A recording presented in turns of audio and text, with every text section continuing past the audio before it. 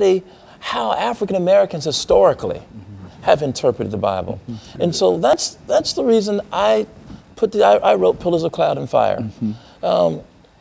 It begins to look at African American biblical interpretation from the antebellum period, starting with slavery. And I look at various examples. A radical example and a conservative example in the antebellum period, beginning with Absalom Jones and David Walker. I move on to look at Reconstruction with Frances Ellen Watkins Harper and John Jasper. The Harlem Renaissance with Zora Neale Hurston.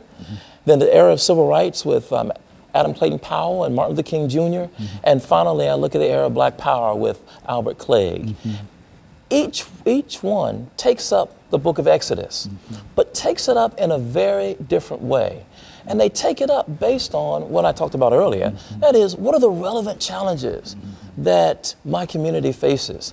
How can I continue to make the Word of God, the Bible, relevant?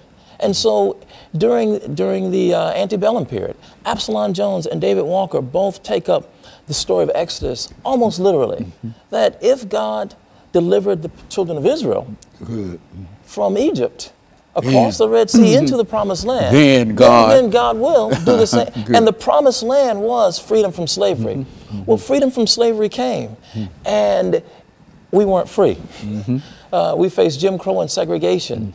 And so if you go to the era of Reconstruction, and you look at sermons, the Promised Land doesn't look like freedom from slavery. Emancipation is no longer identified with the Promised Land. Uplift is. Well, how do we educate now? How do we move from just emancipation to education and the kind of cultural attainment that will lift Black communities? And after Reconstruction, that changes again in the Harlem Renaissance. This idea that we need to throw off the manacles of slavery, the old Southern sort of African American rebirth. And a rebirth. That's right. The Renaissance man. Renaissance man, Renaissance woman. But for the Harlem Renaissance writers, for the most part, except for Zora Neale Hurston, they were really thinking rather in sexist terms. So they were thinking the new Negro was the new Negro man.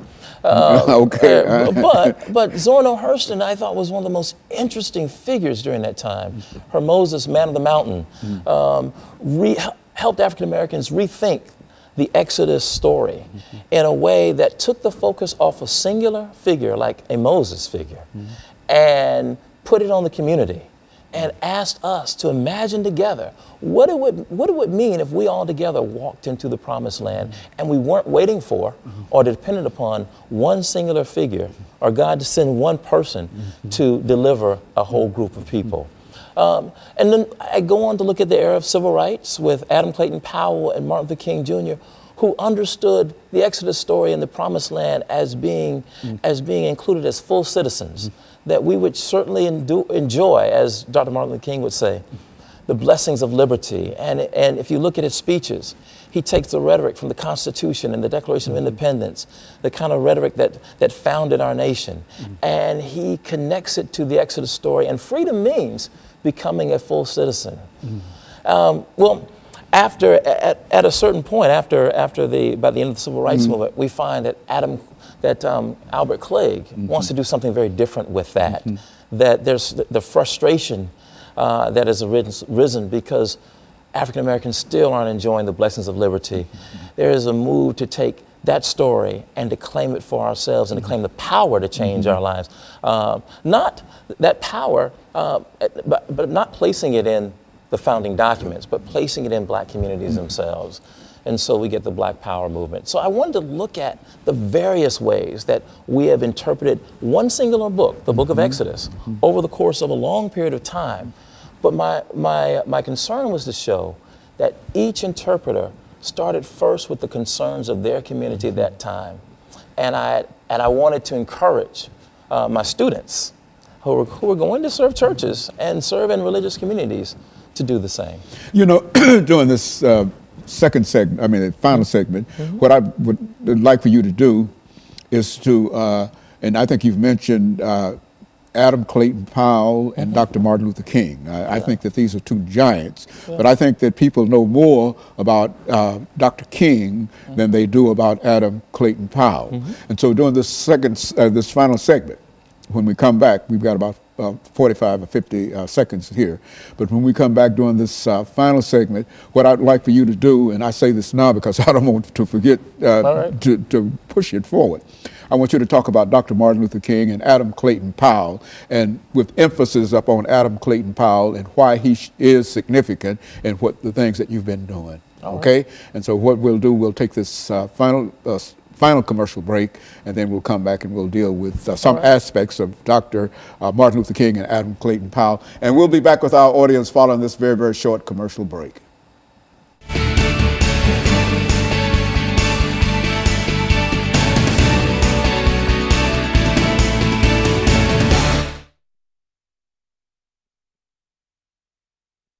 You look like you've been doing this all your life, man. I got no, this is my first time.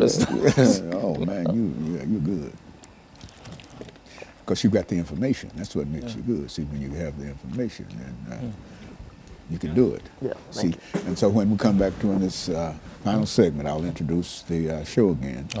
But and in case I forget, but what I'd like for you to do is to look at these two personalities within the context of all the things that you've studied about them and writing your book and books and et cetera, and to look and to examine those two individuals, Dr. Martin Luther King and Adam Clayton Powell, and point out whatever the similarities or difficulties and et cetera, whatever you want to talk about. But I think that would be good to end this, because these are the two most important individuals in terms of contemporary black society and the institutional church, you see. And I'd like to know more about about this myself, you see. And so when we come back, we'll do that. We'll do this. We will have, excuse me, we'll have 10 minutes to do this. I need some water myself. Yeah.